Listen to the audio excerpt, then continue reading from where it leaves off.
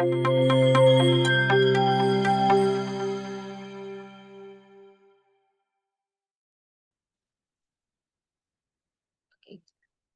who are you? Why are you here? Okay, I hope you can hear me okay. Can you maybe give me a quick confirmation that you can hear me? Okay, great. Thank you. I'm just going to pull up my notes as well because there's so much that I want to say. So first of all, thank you so much, Alejandra, for inviting me to participate in this really amazing webinar. I'm really excited, and I'm really excited to talk to you about some of the ideas about decolonialism that I know I'll be talking about, and Alejandra will talk about some other things as well. Yeah, there's so much that I want to discuss with you, and I'm really curious to hear your thoughts as well about everything that I'm going to share. So yeah, to just say who I am, to answer the question, I am Peruvian German. My name is Ritti Sonco. I have several privileges that I want to talk to you about today, and several things that I feel bring me on the opposite spectrum of ideas of privilege and of ideas of post-colonialism, and that give me a push to work on decolonial ideas. So I grew up with two parents from different countries. I grew up in a third country, so I'm a third culture kid. I'm very privileged in the ideas that I grew up trilingual. As Alejandra said, I hold a PhD, which is something that I suffered for. I worked very hard for, and it gives me some educational and some financial privilege, but above all, it gives me some social privilege because it means that I could be seen by certain people in a certain way. I'm also a business owner of two companies in a wealthy, visually presenting, predominantly white country that has recently been, or since 2020, primarily been examining its multiracial roots, the ways in which it's not only white, its role in slavery and racism, and how it could react to its historic responsibilities in the more modern day while continuing to have issues of racism. So it's a country that is doing it seems to be doing a lot of work on itself. Whether it is or whether it isn't, to what extent, we can talk about at some other point. But my two companies are situated in a country that is doing this kind of introspective work.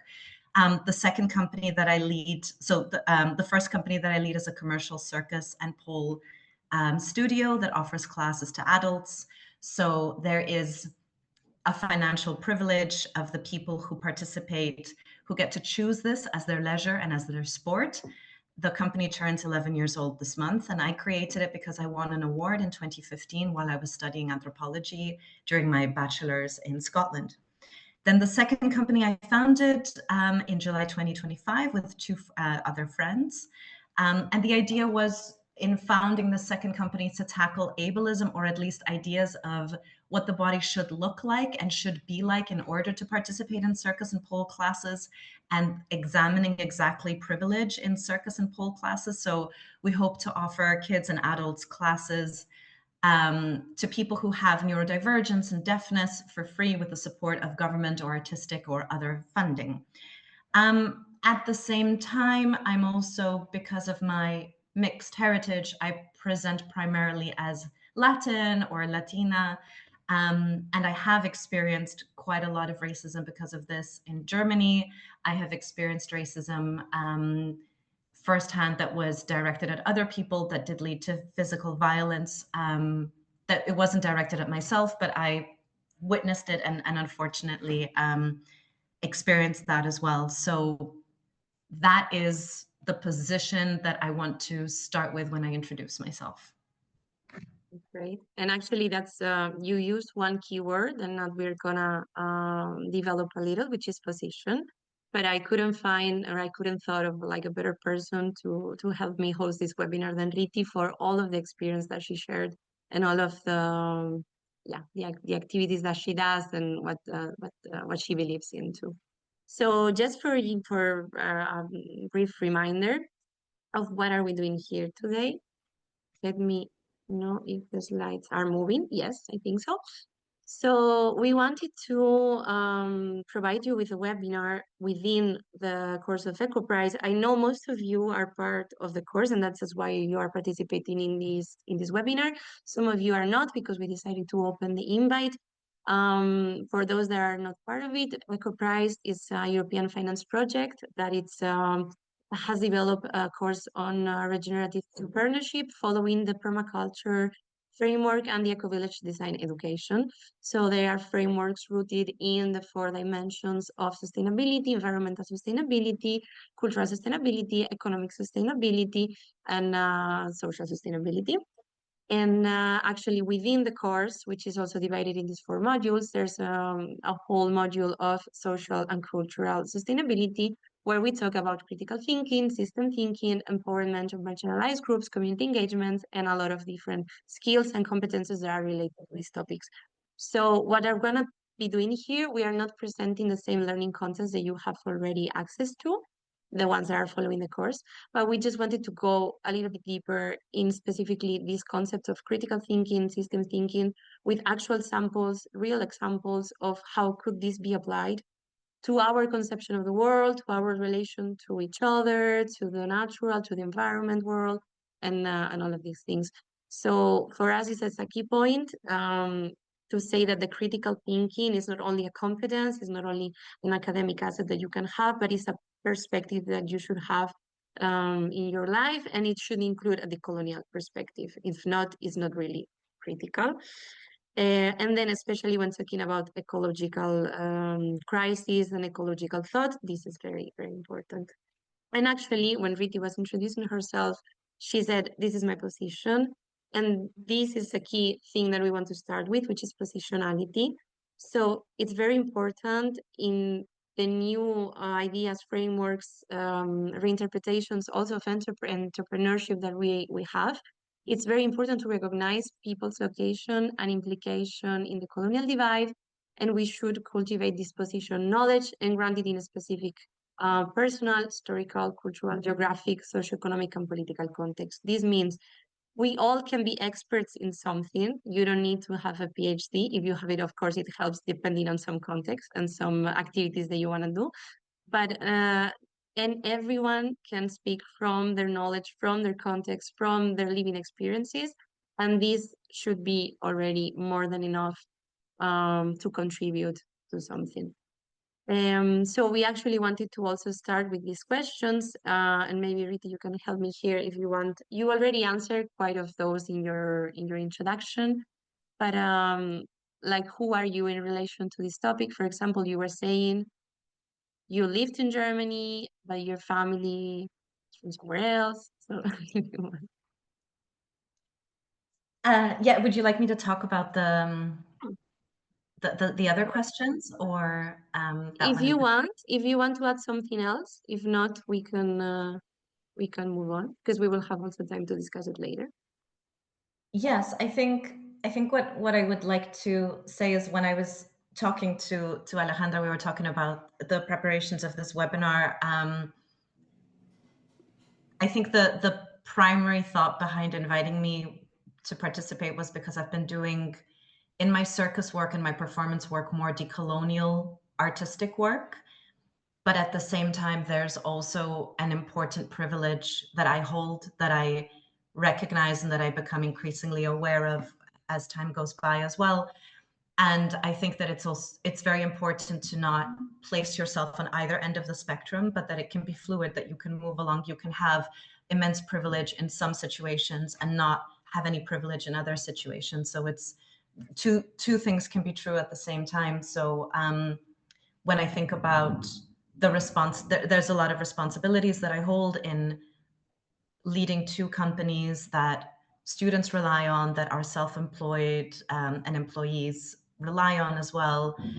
But at the same time, there is a lot of ways in which my art could exclude people, in which ways in which I could exclude myself and make myself be excluded by the kind of artistic work that I choose to make. And a lot of it is about the ways in which I choose to represent myself, while at the same time acknowledging that I do hold a lot of privilege at the same time. Thank you for sharing that. Um, we are gonna mention some key concepts, and we don't want to actually exclude anyone. So even if maybe you haven't heard of these concepts before, we wanted to give some definitions. Some of them are mentioned in the course, some of them you may have heard of for some social movements, like from the newspapers, or like from I don't know, any other resource. So here's just the definition, so all of us can live from the same point. So first, talking about colonialism, colonialism could be defined as a complex system of domination and exploitation, whereby powerful external forces assess control. This is a very important word over territories and people, perpetuating structures of economic extraction, of cultural erasure, and violent subjugation to maintain hegemony and privilege. Hegemony and privilege are also very important questions that we are going to be using during this webinar. The antagonism, let's say, or the reaction or the contrary trend to colonialism could be decolonization, and to be decolonial would mean to it will include all of the efforts, all of the theories, all of the social movements that aim at challenging and dismantling these material and immaterial colonial legacies. So when we talk about colonial, maybe your mind goes to medieval times, like to the discovery of America and all of these things. But we need to be aware that these frameworks are still in place. They framework the way we research, the way we behave, the way we construct the structures in society. And they could be material and immaterial. And they create these power structures and these knowledge systems that we need to be aware of. The third main concept will be intersectionality. I'm sure that most of you have heard of this one, particularly regarding the feminist movements and anti-racist movements. So it was born actually as a metaphor to understand the multiple ways of inequality and disadvantage that can actually all be condensed into one person, and they are often not understood among our conventional ways of thinking. So it's to say that your profile as a person can have different privileges, but can also suffer different forms of discrimination and disadvantage. None is more important than the other, and it's the way they intersect and the way they are played and read by other people that sometimes define your position in society. So we talk about gender and race all together. We talk about class also. In talking about the environmental crisis, we also talk about your location, where are you living, what is your access to natural resources or not. So all of these behave in an intersectional way.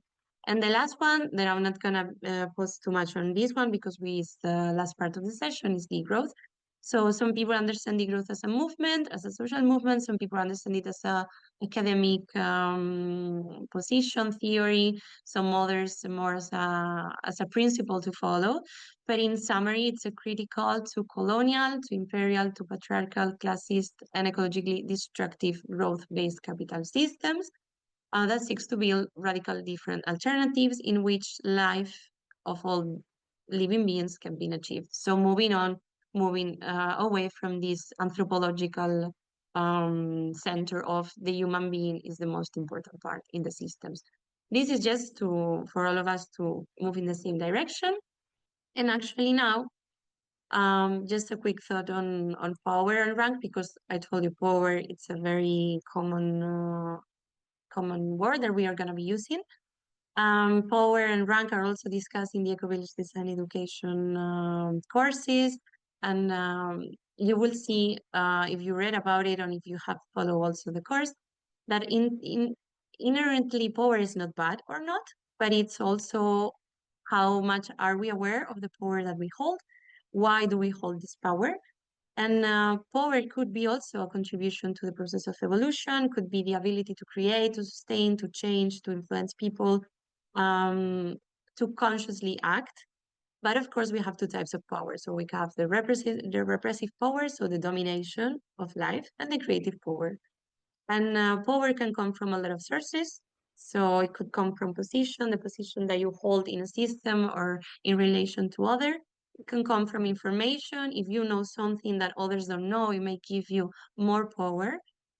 Control of rewards. So if you are able to actually reward someone positively for their behavior, then you will have power over them.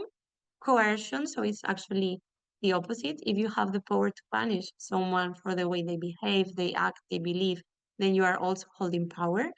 Alliances and networks. So this is the who you know, who are you connected with, your network, this relational power. Personal or individual power. So this can come from like your competencies, your skills, the way that you have developed yourself, if you have a study or not. This is which can be also related to other sources of power. Control of agendas and control of meaning and symbols. These are very, very interesting, and they could just be described like in 3 hours each. We don't have any time. But the control of agendas is basically who decides what's important. So if you're able to bring into the public narrative, into the public discourse, what is important, then you are holding power because you are deciding what do we speak about. So institutions hold this power, but also people can hold this power. And the same with meaning and symbols. And here, religion has also played a huge role during history in controlling the symbols that we use and the meaning. And also capitalism, actually, and colonialism have um, definitely controlled the symbols. So this is power. And with power, there's another super connected yeah, concept, which is rank. So rank is the same. Rank itself is not good or bad, but it's the use or misuse of this rank and the lack of recognition that you need to know the rank of the other person, the way that she or he or they are behaving towards you. So factors that could affect your rank in society could be external, so gender, race, and here we talk about intersectionality again, ability, disability, and then could be internal, the ones that you can work, like some or not, depending, sometimes psychological, spiritual, or the competence based. So the concept that I wanted you to have at the beginning of this session, so we can speak all from the same position, is that like power and rank are not inherently bad, but you need to be aware of the power and the rank that you hold in society, and these will play in many different ways depending on the context that you are working in, the people that you are relation with. If you are now, most of you, if you are following the course, you're thinking maybe of like these new ideas of enterprises, of small businesses, of activities that you could do to like bring some positive impacts to the world. It's very important that you recognize your power and your rank and your ability to bring forward these activities, as well as from your targets or for like the people that you are relating to. This is more than enough concepts for now, I think. So we have maybe 1-2 minutes if you have any question.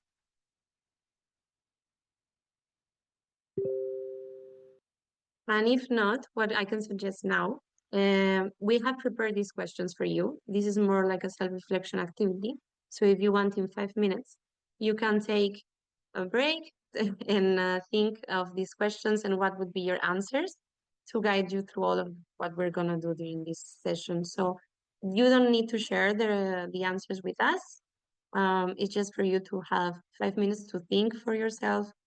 Where are you speaking from? The systems that you are part of, the reactions that you have, what power, what rank, how do they affect the people, and maybe a more than human relation that you depend on.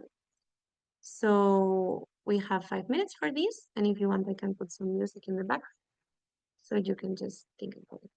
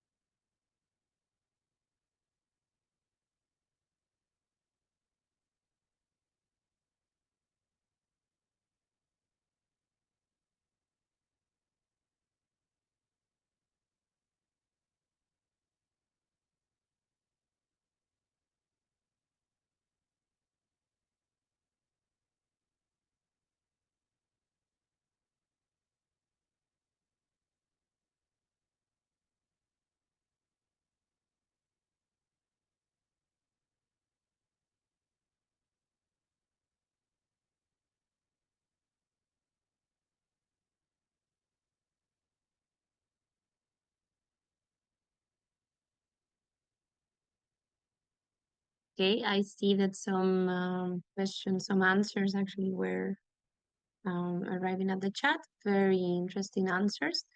And Josanina, she or he or they, sorry, say, I work with the production of healthy food, agroecology. My actions affect the quality of life, people, and the planet. I depend on proper and full functioning of the planet and its resources. Yeah, most of us actually do. Even some of us don't realize that we do, but yes. And Ritti said, the more than human relationship I depend on is the chemicals and organs and bacteria in my body that keep my body able to do the things that I hope to do. Actually, now you will see in a minute that she's an expert on bacteria and chemicals and a lot of medical weird things, but super interesting things. So you will see.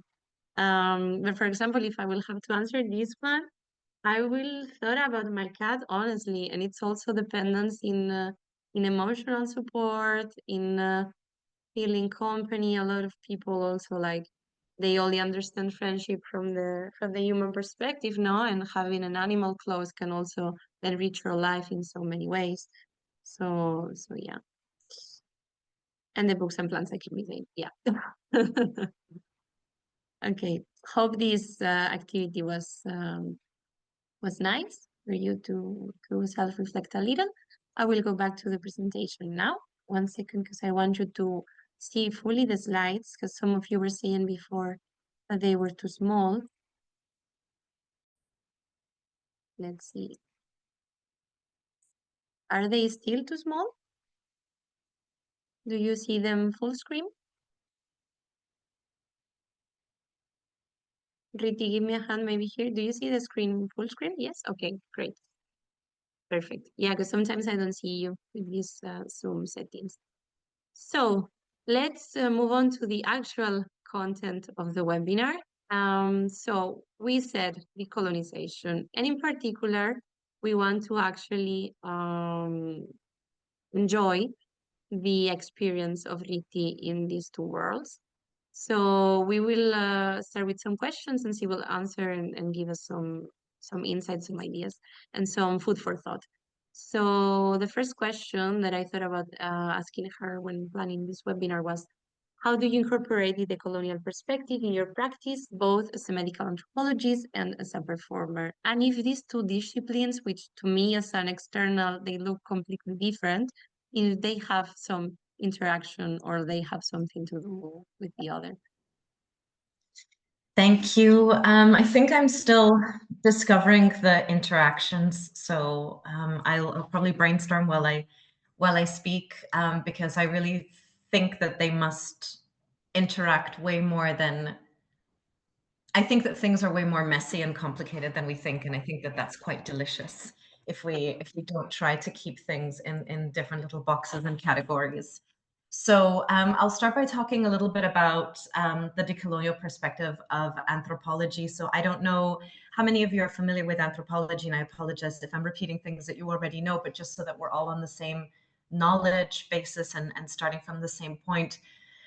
Anthropology was created as a colonial discipline. The idea behind anthropology was, how can we best rule a group of people? And the way to understand how we can rule a certain group of people is by understanding how that group of people organize themselves. So what are the rituals that they hold sacred? What are the kinship relationships that they organize themselves around? What methods of exchange, of finance, of hierarchy, of power, of rank, of privilege do these certain groups of people have, and how do we use that in the best way to govern and rule them? So that's the colonial history of anthropology. It's an uneasy relationship that anthropology may have with itself. And anthropology is doing a lot to try to decolonialize itself, but I think that there is a lot of value in looking at that history and understanding where we're coming from, because it is a tool, right? It's a tool being used for a certain reason. And my specialization, my PhD, is in medical anthropology in particular. So for those of you who don't know what medical anthropology is, it's basically trying to understand people's relationships with medicine, with health, with healing, with ideas of sickness, and everything else that is incorporated in that. So what is our relationship with a bacteria, with a virus, with how we define pain, how we define being healthy, how we define fear, and what is the relationship between pain and fear, and is that something, what are the different stories that are built around those different relationships? I'll explain a little bit more, but if we look at that colonial idea of anthropology, specifically when in relationship to medicine, we're thinking about right and wrong ways to be sick and right and wrong ways to be healthy. What does a healthy body mean? What is it used for?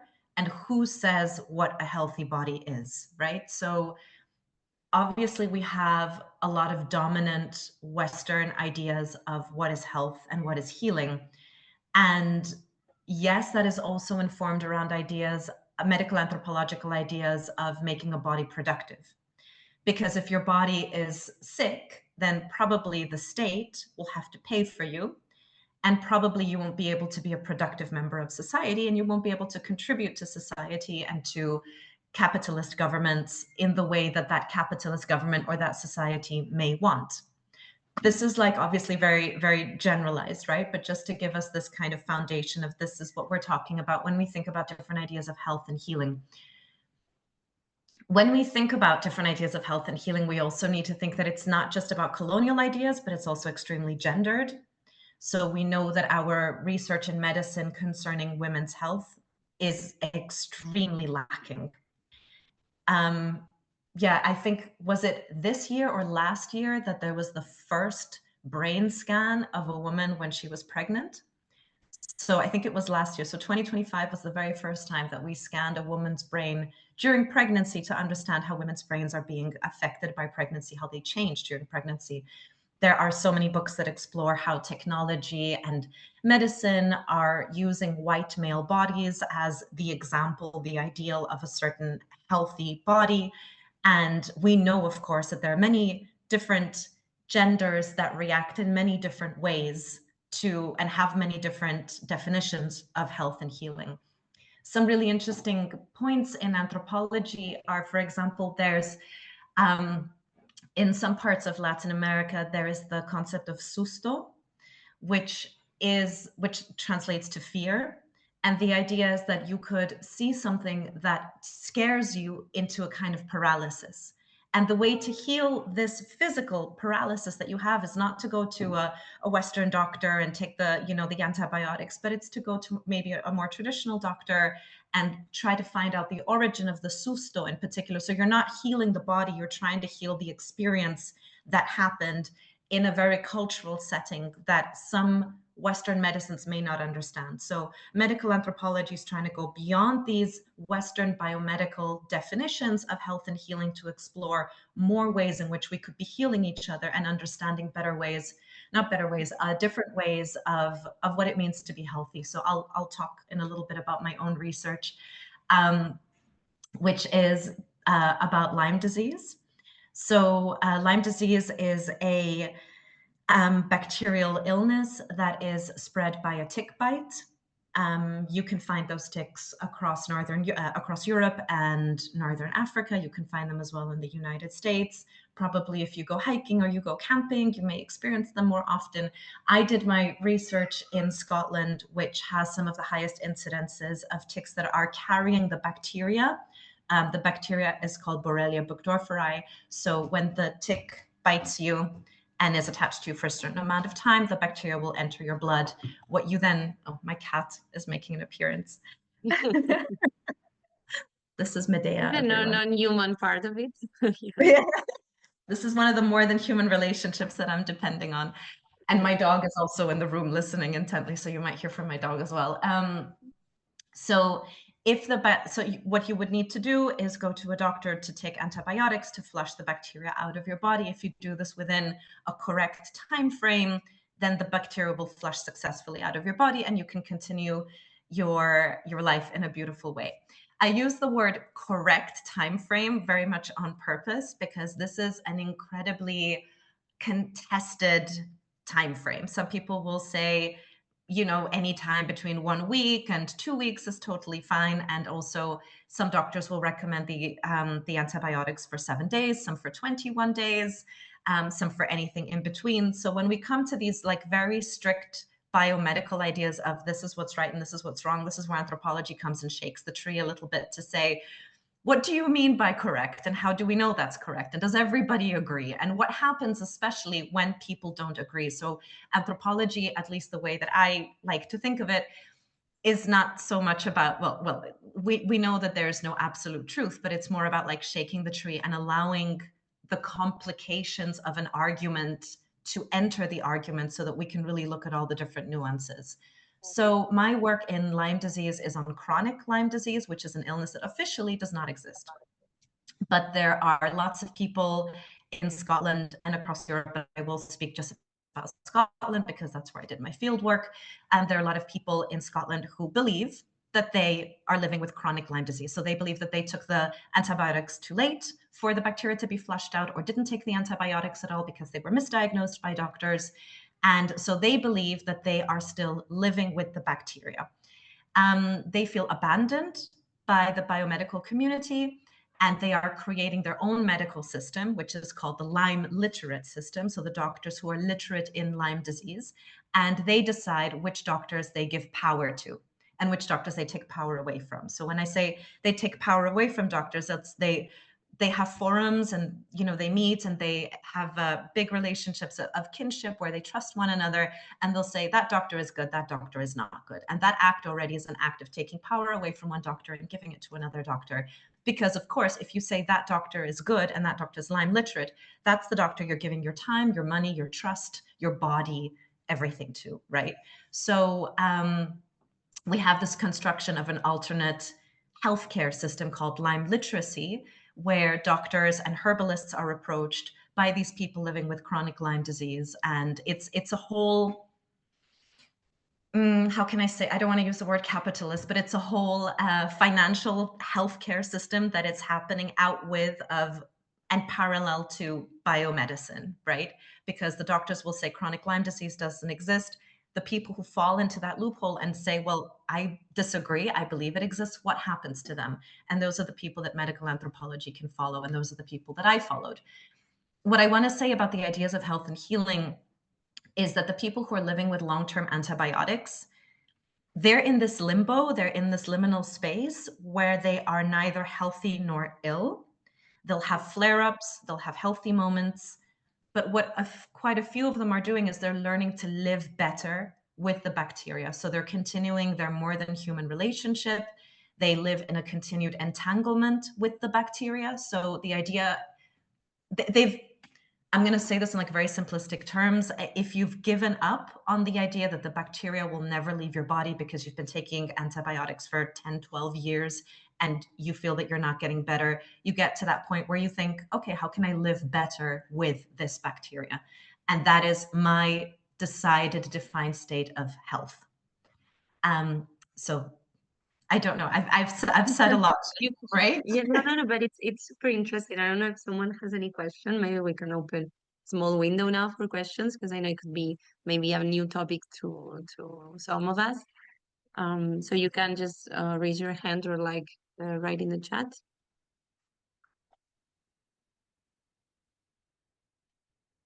And if not, we can move on. But just 1 minute also to digest all of the the information that you have given. Let's see, people also joining now.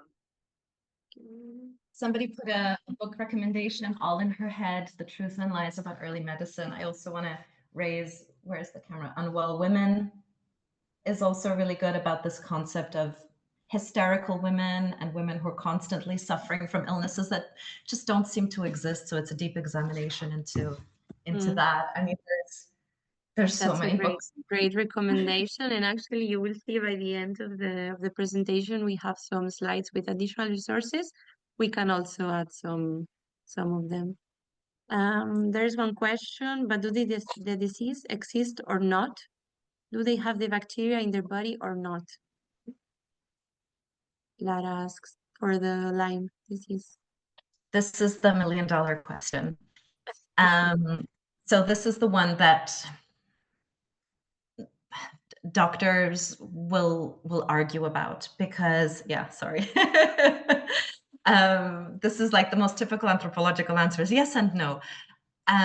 So when you're testing for the bacteria, you're testing for antibodies, right? And so your body's reaction to something foreign inside your body, and antibodies fluctuate. They fluctuate for many different reasons. So it could be that on the day that you're being tested, you have a low count of antibodies, and therefore it looks like the bacteria is not there. Because chronic Lyme disease does not exist officially, doctors will test for Lyme disease at the start. If you're positive, great, you get your antibiotics. If you're negative, then you don't have Lyme disease. That's the official, like, that's the diagnosis. You don't have Lyme disease. They don't continue doing tests all the time because tests are expensive. And the argument is, if you wanted to continue doing tests, you could go private. And then the further argument is, well, of course, doctors, if you're paying them privately, of course they're going to want to keep doing tests because they keep getting money, right? So there is a disparity and maybe a prejudice, or maybe a complicated opinion towards doctors who will keep doing tests and keep doing tests to try to find out what's going on with you because you're paying them. But because they keep doing the tests, patients will trust them. Whereas the doctor who did the one test and said, you don't have it, forget it, there'll be less trust, right? Because they're not getting a diagnosis. So that other doctor will then say, okay, you don't have Lyme disease, and chronic Lyme disease doesn't exist. So it's all in your head, or it's fibromyalgia, or it's depression, or it's Parkinson's, or you had a heart attack. In one case, somebody was diagnosed with cancer instead. So it's a very complicated question, and that is the crux of my thesis. Obviously, the people living with chronic Lyme disease and the Lyme literate doctors will say, yes, the bacteria continues to be in the body. Biomedicine will say, no, the bacteria does not continue to be in the body. There is no known cure for Lyme disease. There are Lyme literate doctors who are experimenting with long-term antibiotics, which of course has a big issue because it can increase antimicrobial resistance, which is a very, very big problem for us internationally. So that's also a little bit, a tricky one. Beyond using medication, how can one person live well with this issue? I am so excited to share my thesis with you all, and to share my articles. Actually, I will say, because we have not so much time, and we also want to talk about some other parts Yes, of course. Yeah. Yeah, no, I'm so sorry. No, it's great that people are showing so much interest in this, but you can read actually the article and the thesis if you share it with us. And then, yeah, by the end of the session, we can, if we have enough time, we can keep asking this type of questions. Because we have a lot of arguments, and it's super interesting actually, but it's also so interesting what's coming now. So which is like the other part of your life, and how do you incorporate these decolonial perspectives into the performing arts? Because you actually, and I want to pass the slide, work on this amazing place, right? Which is in Aberdeen, Scotland. And you actually created a masterpiece that we are able to show right now. So if you want, we can show it, and then we can keep discussing. I hope you can hear it. Before, you were listening to the audio that I shared, right? So now if I share it, I could only hear it at the start. Okay. And then the audio disappeared for me. I don't know what it was. Let's check now if the audio from the video still goes on, and if not, then I will reshare it again. Because the audio is very important on this one.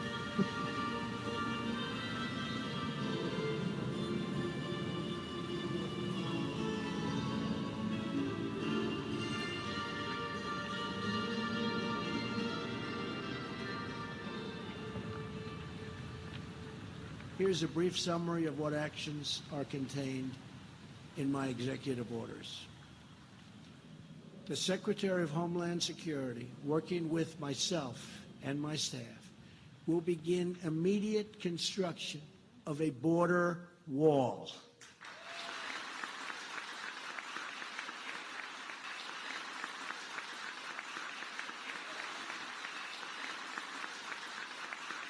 We're going to get the bad ones out, the criminals and the drug dealers and gangs and gang members and cartel leaders.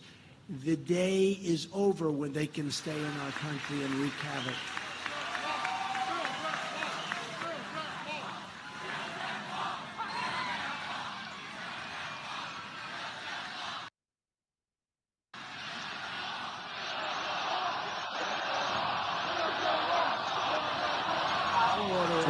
Is the following. Policy of catch and release at the border requires other countries to take back their criminals, empowers ICE officers to target and remove those who pose a threat to public safety, calls for the hiring of another 5,000 Border Patrol officers, calls for the tripling the number of ICE officers. And you both do an incredible job, but you need help. You need more.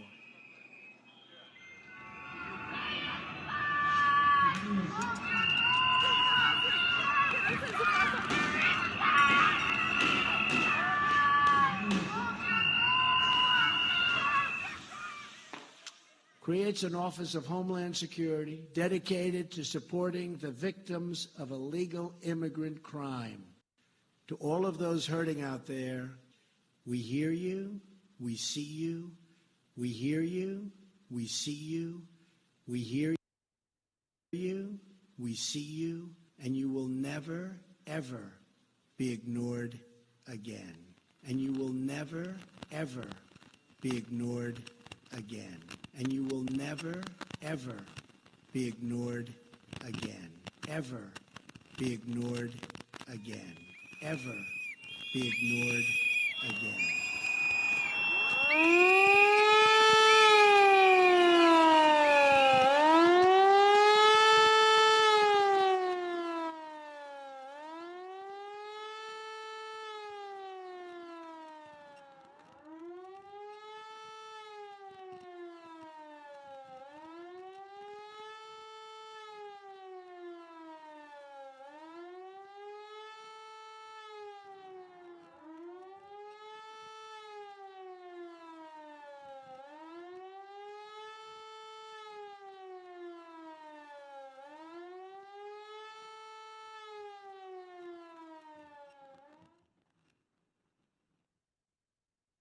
So powerful, may I say.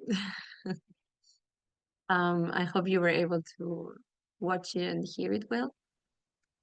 So we wanted to bring this performance to you to actually keep speaking about decolonization and start speaking about art and about the circus spaces, as spaces of resistance, of memory, and of political imagination, if they can or they could become these type of spaces, and how.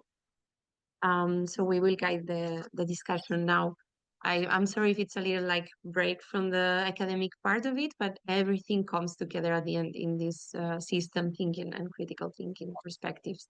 So Ritti, if you want to give us also your perspectives on this side. Oh, thank you. I hated watching that. I hated it so much. I hated, I love and hate performing that piece, because to perform it well in the air, you have to really embody all of that pain. And it's a very horrible place to go into as a performer. And I wasn't expecting it to impact me so much watching it. So I tried to distract myself a little bit by answering a question in the chat. So I'll just post that. But thank you, Alejandra, so much for giving the space for that artistic piece to be shown here. So I produced it in February of this year here in Palermo with the help of my friends. I think it speaks for itself. So I think the things that I wanted to say about that is, so my mother is Peruvian, my father is German. Growing up, my mother gave me this idea that it is my responsibility to represent Peruvianhood, Peruvianness, and being a Peruvian woman in a certain way. She had a very clear idea of how that should be. Interestingly, while I was writing my notes, I was like, oh, I don't have that at all with Germany. I feel like I don't feel the responsibility to represent Germany in me at all. And I don't think that that's because I'm more Peruvian presenting. I think that is because Peruvian Latinness has now become synonymous with migrants, right? Like that's how we think internationally, or perhaps from a Eurocentric perspective. When we think about Peruvians and Latin people, we think of them as migrants, right? Germans are very solid in their nationality, whereas Peruvians can be good, bad, crossing illegally, legally, all of the politics around that. So the work, this work, I think that shows that Germany does not need my labor, whereas Peru, or being a Latin woman and a Latin person, needs my labor. So my decolonial work has a lot to do with making peace with intergenerational inherited colonial ideas that were given to me. I want to just focus on the nose because that's also the photo that we have there from a different photo from a different project, which is called Uyuchu, Sacrificial Fruit. And in particular, we can also show. Yeah. Thank you. I really wanted to, with the plastic, distort my nose and my lips because those are the most racialized sites on the body, right? Like that is how you would discriminate, identify, racialize historically and today as well. So I really wanted to play with the nose being distorted and the lips being distorted. And that's what I mean by inherited colonial ideas. Growing up, I was told that my nose is ugly and that we need to do like surgery on it to make it look more European. But I was never told to make it look more European, but to make it less big, right?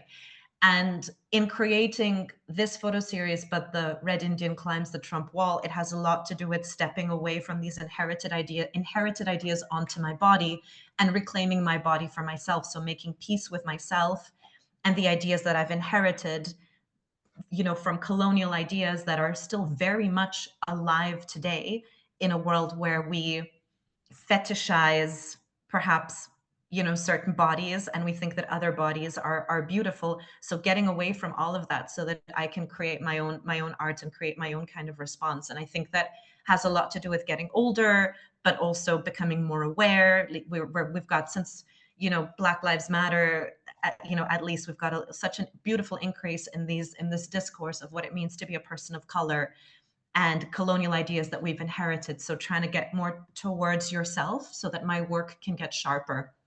So the aerial silks as a circus apparatus, I don't know. I don't have a lot of examples of it being used for decolonial work. Maybe you know more. I can definitely have seen it in, like national pride and things like that. But for me, it's a new form of expression that I started in February that I want to keep working on. And then with Uyuchu, the photo series, if you could go to the other picture, please. You can see me there on like against a tree, and there's some other photos of me hanging from the tree. They're a little bit more physically explicit, so I didn't want to share them here.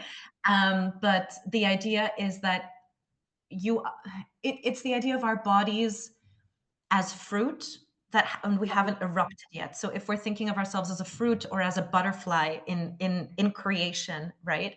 So we're still in that liminal space, but the world can kind of see you and they're making judgments on you. They can see your distorted nose, your distorted lips. It's that idea that you might not know yourself yet, but the world can see you, not clearly through this vague plastic film, and they already have judgments and ideas on who you are before you can even know yourself. And that's why I called it sacrificial fruit, because it's like you're inheriting all this intergenerational story, and it turns you into a sacrificial fruit as a child growing up that is, gets like racial slurs thrown at them and things like that. So that's very quickly the idea behind Uyuchu. I wanted to say, the question was also the circus in general, because I know that you had some examples also of like political interventions from other Yeah. art Yeah, art thank you. sectors or like collectives that you actually know. And I think would be Yeah. also very good to share with the people today. So we have the Gaza Circus as well. So if you were I know Alejandra has it as well in your further reading as well. If you wanted to look them up on Instagram as well, they are taking care of children in particular and entertaining children while the genocide is happening in Palestine, and trying to, they had a circus school that was obviously under, what's the word? Not under, yes, under oppression, but that all of that has been destroyed now as well with the war, with the attacks by Israel. So Gaza Circus is a really interesting example, but we have a lot of examples historically of ways in which circus people have, resisted the Nazis during the Third Reich. At the moment, we have a group called the Palermo Clown Army. Whenever we have pro-Palestine marches that are happening in Palermo, they dress up as clowns. So this idea of clowns dressing in military clothes, you have this as well with Charlie Chaplin and The Great Dictator and so on. This idea of mocking people of power, bringing them, but the clown as a soft, vulnerable figure of resistance in particular. You have a lot of examples of this. But I also wanted to say that circus is really interesting and important in this way because it's, for a lot of, socially, it's not considered a real job, right? But it is such a such an incredible, like, Olympic dedication. So it's really interesting that socially we would class it as not a real job. And what's also very interesting is that circus is historically a very welcoming space for queer people and any kinds of vulnerable people. So if we're looking at this kind of intersection, circus can be a good place for this. So I think that, I hope that my decolonial work is in a good space there. And yes, I maybe I'll just leave it there for now. Okay. Yeah, no, it's great to know that there are some spaces that where these ideas can grow and a lot of activism can be done. But actually, to also connect with the second question, which is who gets to be seen, heard, repressed, and funded. As much as we would love to have more of these spaces, we don't right now. And at some point, we also need to interact in the other spaces that are not dedicated to that, but where we can have a lot of effect with our anti-colonial narratives.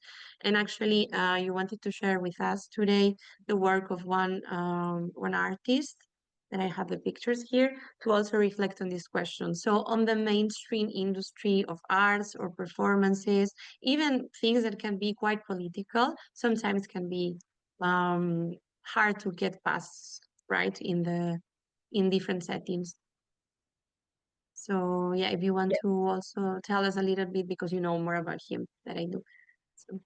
Well, I think Carlos Martial is really a really interesting example because he's a body performer, and body performance can be pushed to quite an extreme, and that will have a very visceral reaction. And a lot of us, we might not want to see it. And I think he's playing with that idea of what you don't want to see. And then that also, plays with who gets funded, who gets shown, who is given platforms, right? And I think that is an incredibly political act that I'm sure all of you have many examples from your own countries as well of, who gets the platform and who is hidden away. What I think is also really interesting about people of color is that we have a lot of fetishization around people of color, where we have like caricature ideas of what it means to be Latin, what it means to be Black, what it means to be any other kind of person of color, Asian, in all the different, forms of how you can be Asian and how you can be Black and how you can be Latin, right? And this fetishization, I think that we also need to interrogate when we're observing artists. At what point do we objectify? At what point do we fetishize?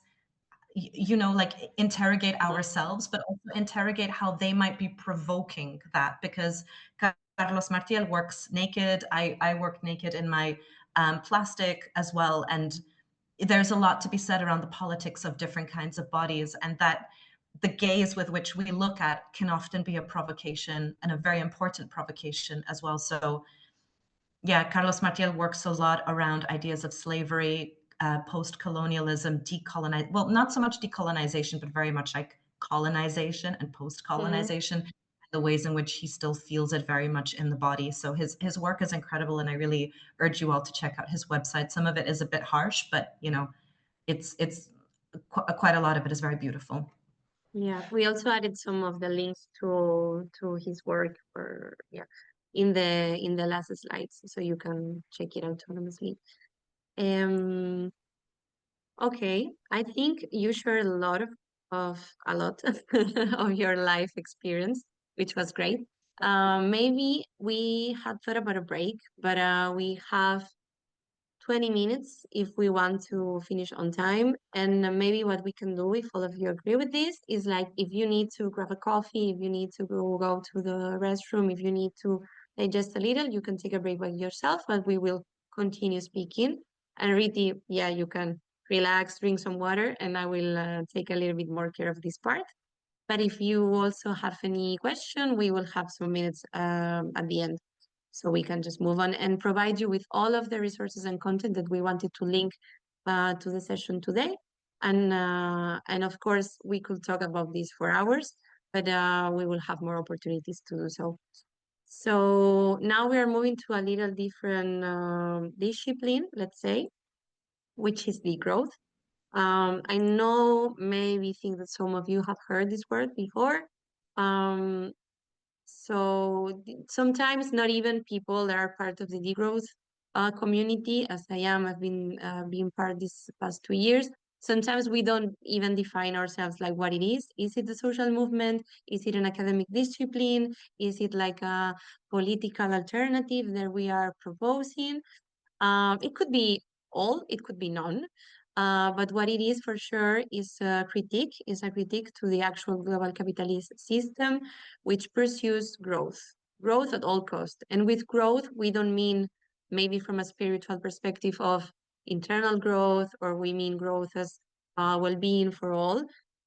Growth nowadays, how the system is structured and built, is the growth of the GDP, the gross national product, and the economic growth of industries and economic activities. So degrowth, as the word says, is a critique to this obsession with growth that is causing human exploitation and environmental destruction. And this links very much also to the topic of regenerative entrepreneurship that some of you have been following during the course. So what degrowth also does, and that's also why I wanted to present this world to you today, it's not only economic, it has a lot of ecological economics theory, it has a lot of planning, it has a lot of like more technical, let's say, disciplines. It has a lot of political background too, and actually what it asks is for a democratic transition to a society where we deepen democracy. So it's not only, okay, we are environmentally sustainable, but at what cost? It's like we need to be environmentally sustainable, but we also need to be inclusive. And this should be done in an inclusive process where no one, and when we mean no one, is even non-human beings, people from different countries, global south, global north, no one is left behind. So we can guarantee a good life and a social justice for all of us, including nature. So degrowth has also a cultural perspective and a social perspective that is very linked to to systems world and to a systemic view. So what degrowth also asks is for a reduction of energy and resource throughput designed to bring the economy back in balance with the living world. So we know, and we know this since the 70s and the 80s, that we've been living way beyond the limits of growth and production right now, and the planet cannot host this anymore. So we need to look for alternatives, and degrowth is offering some alternatives to that. So three connotations that also link degrowth to this narrative is, as I mentioned, resource consumption, avoiding greenhouse gas emissions by changing also, I mean, decoupling from fossil fuels, changing our sources of energy, changing also our use of energy, and that's also why it's called degrowth, because it's to be aware of our ways of living and where are we dedicating the resources to, and if we can actually limit those without limiting well-being, but also we will see like what is meant by well-being. but living in a way that is sustainable, really sustainable, not sustainable just as a word put next to it to say, okay, we are green, we are bio, we are organic. No, it's actually, are we respecting the limits of nature? Are we living within the limits of nature? Can we actually help the ecological systems to regenerate so we could actually counteract everything that we've done before? It also tackles inequality, exploitation, and it's an emancipation for these frameworks and structures that we mentioned before. So from colonialism, from the view of specific part of the world as different, as only resources to extract, as uncivilized, as developing or undeveloped countries, which I don't really like the term. So degrowth is also an emancipation from this, and alternative futures in degrowth would look like, or could look like, stronger local democracies, alternatives, slowness, justice, environmental justice also, which also tackles the anti-colonial perspective, because the global south is actually the one that is suffering the most from environmental injustices. Okay. So another key point of degrowth is this recognizing humans as part of nature. Nature is not a resource. Nature is not a setting in which we are living our lives. We are part of nature, and we are part of an ecosystem, not of an ecosystem. So we need to respect the rest of the nature. And actually, this also links to the anti-colonial perspectives, because we think, and I mean, mainstream economics and mainstream narratives, which have been developed mostly in Europe, regarding this is like, okay, we are completely different things. Nature is the uncivilized part of it, and now we are humans and we develop, and now we are like the civilized part of it, and we are, let's say, we worked on ourselves, so we are in a better position. But actually, this binary thing of human versus nature, body versus mind, the wild versus the civilized, is a construct. It's not real, and a lot of communities and a lot of other other movements and other countries have a different perspective on nature, and nature is part of their spirituality, and they are part of nature. So it's something a very, very key to the movement in degrowth. You may recognize part of this graph because we added into the resources of the course, but it's just to stress that for a problem that is systemic, sometimes we need to look at the systems functioning. With this, I'm not saying that all of us are responsible to create systemic alternatives, because this is very hard, and we can do it collectively, and a lot of people have been doing that. But what we should do is actually look at this part as the deeper leverage points, because they have higher transformative impact. So it's hard to design for that. It's harder and it takes more time. And not all of our initiatives should be designed to address that. But we should be aware. We should be aware of the patterns. We should be aware of the underlying structures. We should recognize power, the rank, the anti-colonial, the colonial perspectives that we have.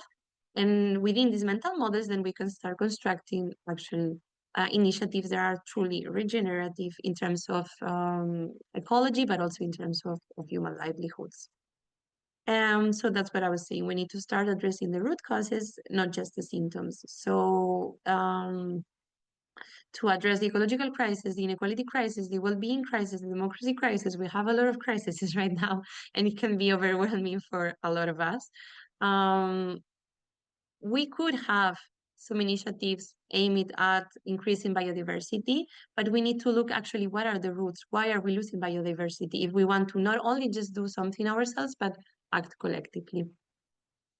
I have a lot of slides. I'm not gonna go through them because I want to leave some time for the questions and some comments that you may have, but you can always come back and check it by yourself. So there are systemic alternatives that are offering resistance to the state domination, to capitalism, and to this environmental destruction that we are living. And then you can also look at them. There are some communities in Peru that are working for food sovereignty and climate resistance, and they are super strong. There are also some initiatives in India working for stopping the mining and working for against resource extraction and for conservation and self-governance. There are a lot of also alternatives in Europe.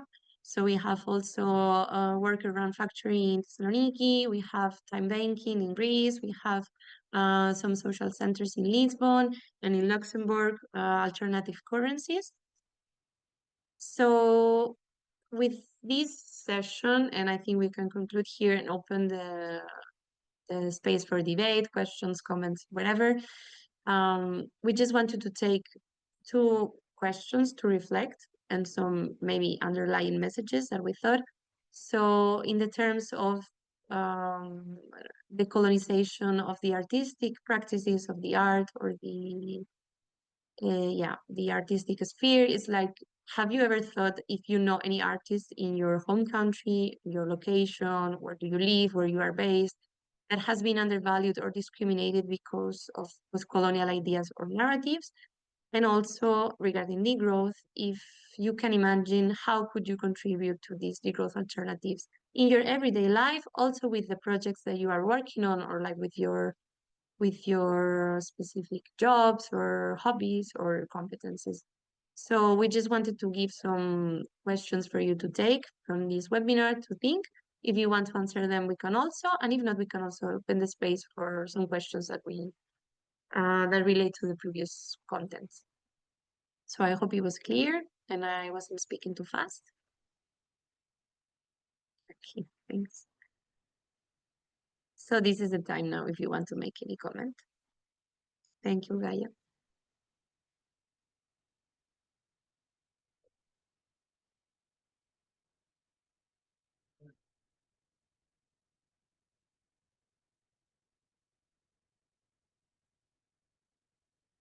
Thank you. Yeah, there's one comment before that we didn't read. Diversity is beautiful and essential. Literally created everything in the universe and in our world. Without diversity, nothing will exist in the universe.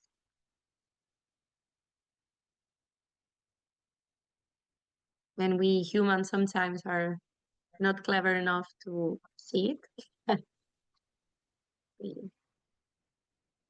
Can I say something very quickly to that? Of course, yes. It's the lack of biodiversity is also creating a better habitat for ticks. So, Okay. so biodiversity is a really beautiful way for us to keep a balance, right? And keep tick populations at a minimum. And then we also live healthier. Mm-hmm. And we are stronger, actually. It's also, it can be interpreted in cultural terms, but also in ecological terms. Like a biodiverse system is way more resilient than yeah. Sarah is saying, I was wondering, society relies more and more to machine technology. Is this tool uncolonized mindset? I don't know what you mean by uncolonized mindset. I don't know, Ritti, if you understood the question. I think if I understood correctly, and please, Sarah, tell me if I didn't, whether relying more on machines and technology is another colonial practice. So, I don't know. I want to think about that a little bit, because my reaction would be that it depends how you're using it. Mm-hmm. Because every tool is just, it's the person behind the tool that does the action.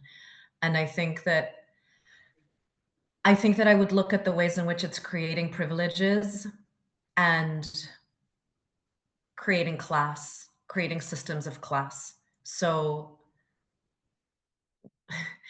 living in Palermo, every summer when we approach 40 degrees, I think about, my phone sends me this message that says, your what is it? Your system, basically basically the phone, like it goes into like saver mode, because it can't use like the full capacity of the technology of the phone.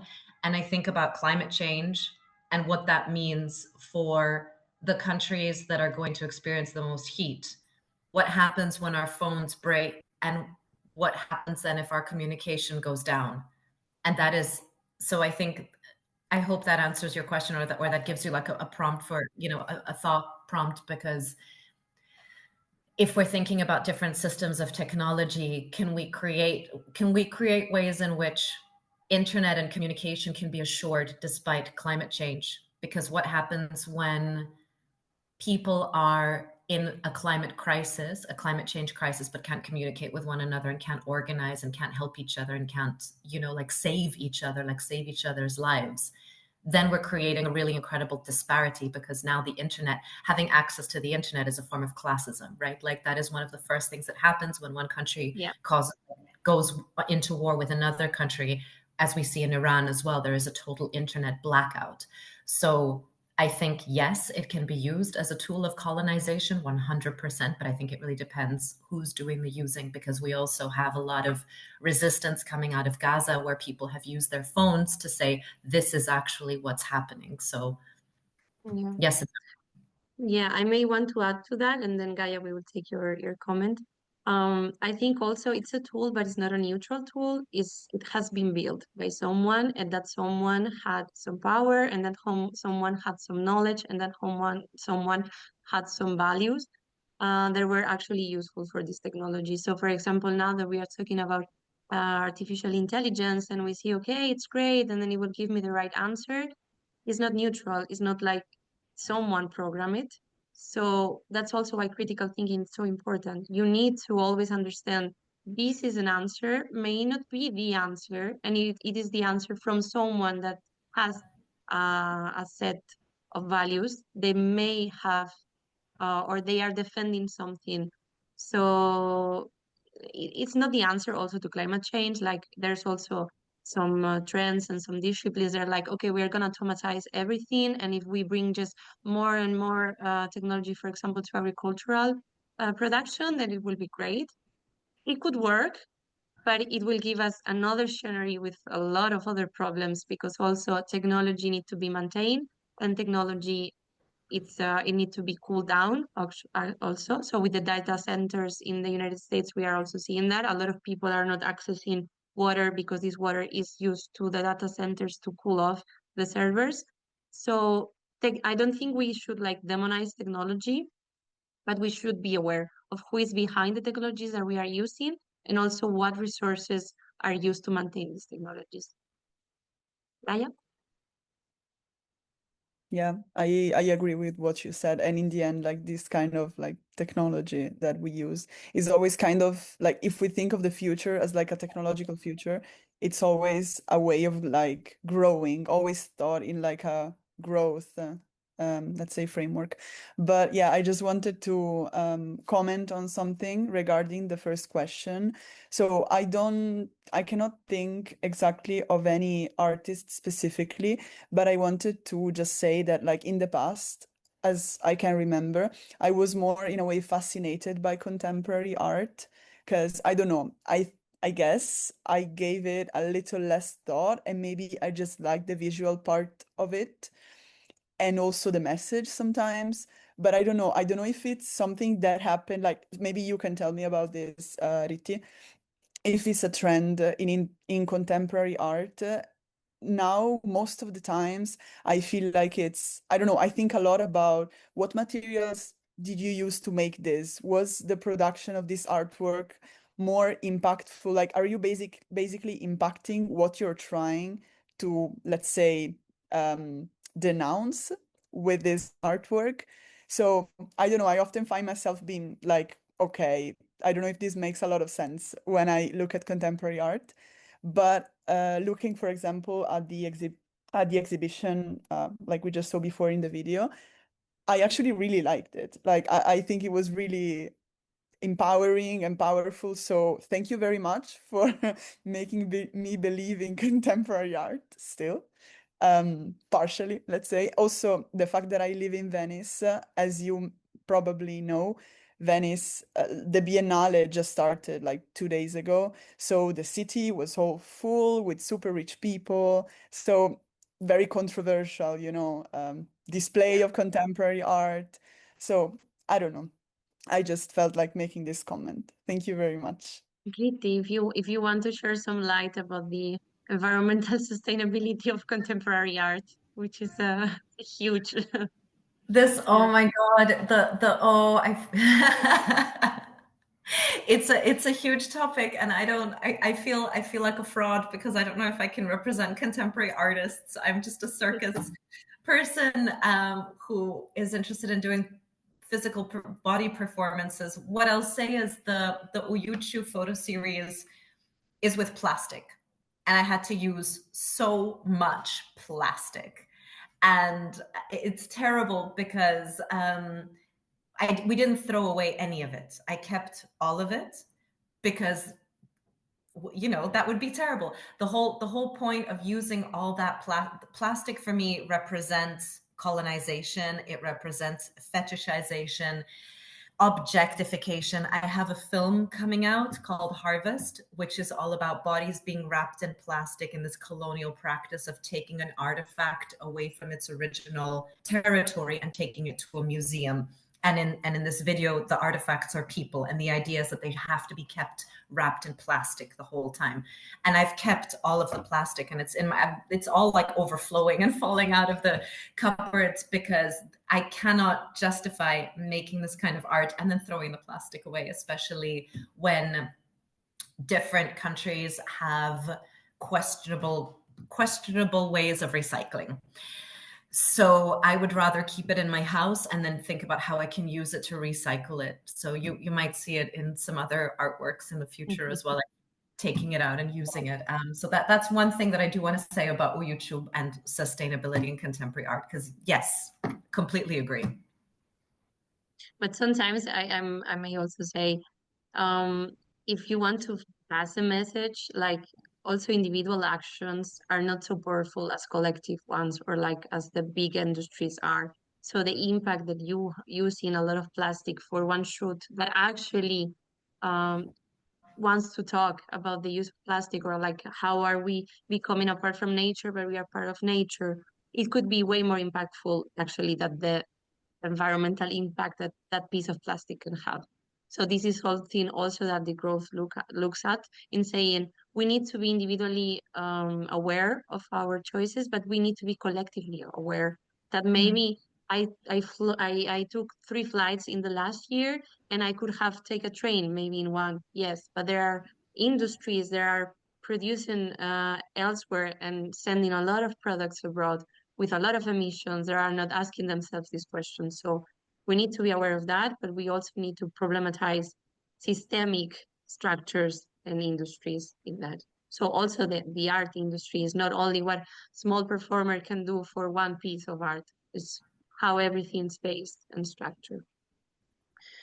And maybe we can read the 2 last messages and then we can leave it here.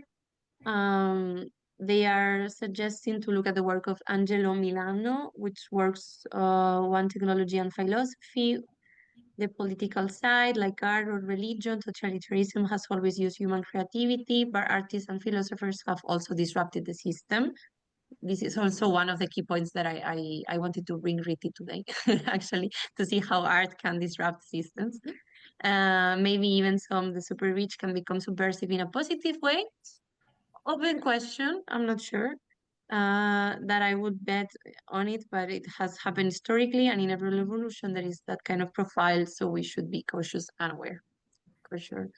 And then in the US government and corporations are trying to invade Native American reservations to place the data centers, so it's the Native people that are suffering the problems. Yes, environmental racism. There is actually, I will add it into the additional resources, and then I will share this presentation with you. There is a database of climate injustices, and there's actually people all over the world that are denouncing these resources destruction or the building of plants on natural reserves and stuff. And you can actually also denounce it yourself. It's anonymous, it's verified by journalists and people also from the Degrowth movement. But it's a very, very cool platform. Let me see if I can check it now and I can share it with you. If I can say jump in quickly while you're Yes, looking for please. that to Paolo's message, but maybe also to what Gaia was saying earlier. I think it's really interesting when we start using the tools of oppression. So like plastic in the case of Uyuchu, or cell phones and computer-based arts. So I'm thinking here as well about the First Nations, Native Americans, Indigenous peoples of the Americas who are creating more films and music and different kinds of artworks, and are using technology as well to amplify the voices and amplify the work that they're doing. There is some incredible work coming out of the US, as I'm sure you know as well, but coming out of a lot of like different Indigenous communities in terms of music, contemporary art, and then also in terms of like film horror and body horror. And I just want to say something very quickly about horror. It's when we and colonization, the idea of colonization is all about making everything cleaner.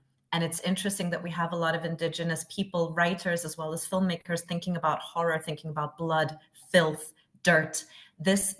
These elements are very much an attack on the colonial ideas of sanitization, of making everything cleaner, whiter, in like separating spaces, putting everything into clean categories. So horror is itself a very subversive genre that we can work with, that has a political history. That is why we think of vampires and dirt and menstruation and blood, and all of that is going against the colonial ideas of sanitization. Wow. Okay, yes, I will. I will try to share also the chat with you, because I see there are a lot of suggestions for the readings, and if not, I will try to put them in a document to share with you. But I think that I was able to save the chat and then share with you as a document. So I think we can finish for now. I mean, we could keep talking like for hours, and I really hope that we will get the chance to do it in the future. But once again, I will actually stop the screen, so I can see all of you and say bye. And thank you, Ritti, for your dedication and for the time that you passed with us today. And thank all of you also for the very nice contributions to the discussion. Yes, and you can follow her because she has an amazing. I'm trying. I hate posting, but that's a way that we can stay connected. I don't want to be on social media, but that's the way that we can stay That is where you connected. can find most of her art pieces. So Find most of my work, and when the new film comes out, you'll see me there. Thank you so much for your questions and for your kind attention. It's been so nice to speak to you. Thank you, Alejandra, for creating such a safe and welcoming and educational space. Thank you. My pleasure. Okay, then enjoy the rest of the day, and you will hear from me. Nice to meet you Bye. all. Bye. Thank you. Bye.